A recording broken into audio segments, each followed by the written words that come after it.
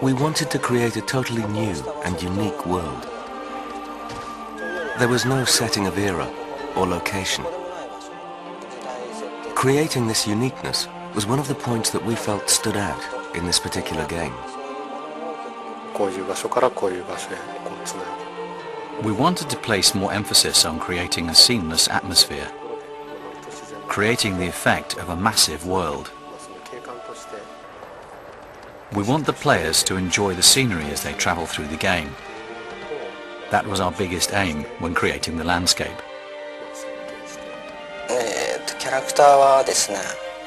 There's essentially the hero, the young boy, and the heroine. And the third character is the horse. The goal is for the hero to restore life to the heroine. They are the three main characters of the game.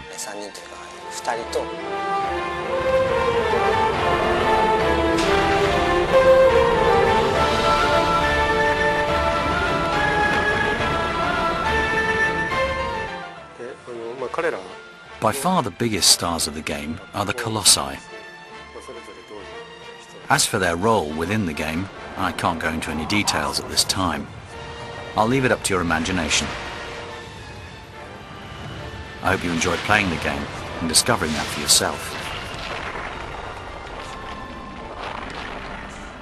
The original concept for the Colossi came from Fumito Ueda, the director. He said he wanted gigantic monsters.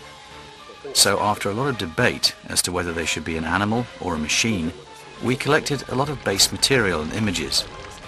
Everything from the motion of cars, to industrial equipment, to hydraulic presses.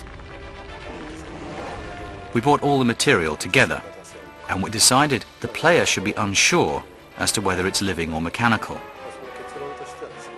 We wanted to make it quite vague, to stimulate the mind of the player as they go through the game.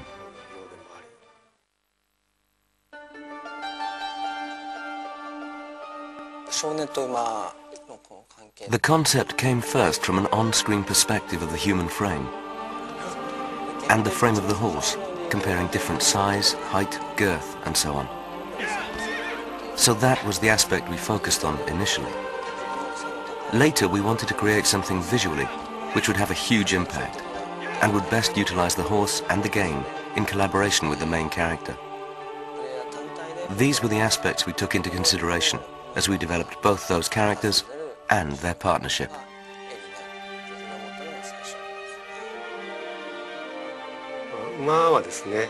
Our modeler and designer created a mock-up of the horse. As opposed to how we worked on Eco, our last game, where we used real horses, with this game we used mock-ups. Some of our staff went out to ride horses for the first time to get a hands-on feel for what it's all about and how it should look on screen. When the team experienced the horse riding firsthand, we sensed a great feeling of joy. It was a really worthwhile experience, and we tried to incorporate that feeling as best we could. We hope those feelings are transferred through the character when the player plays the game.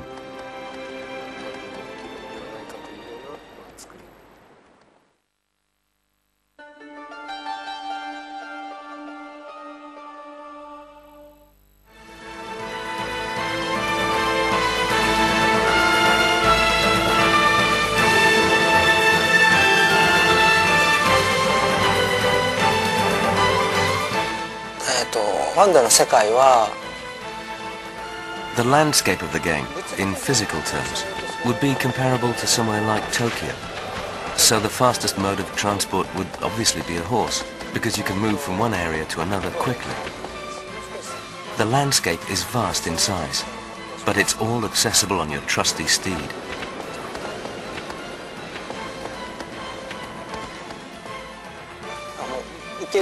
The journey to track a Colossus is far more entertaining than simply having boss characters come out one after another.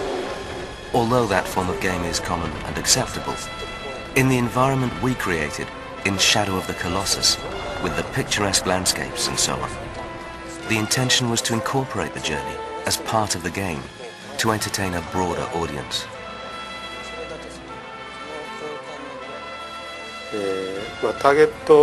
としては、イコの時は As far as direction and design are concerned, there is no specific target audience. Eco, our last game, was quite reserved, but on Shadow of the Colossus, the aim has been to increase the emphasis on the fighting. We wanted to create a more lavish feel to the fighting and a more innovative game. The goal was to bring a more challenging game to players who were bored by previous games. Although the mechanics are relatively simple, the game itself, I think, will appeal to a broader audience when it goes on sale.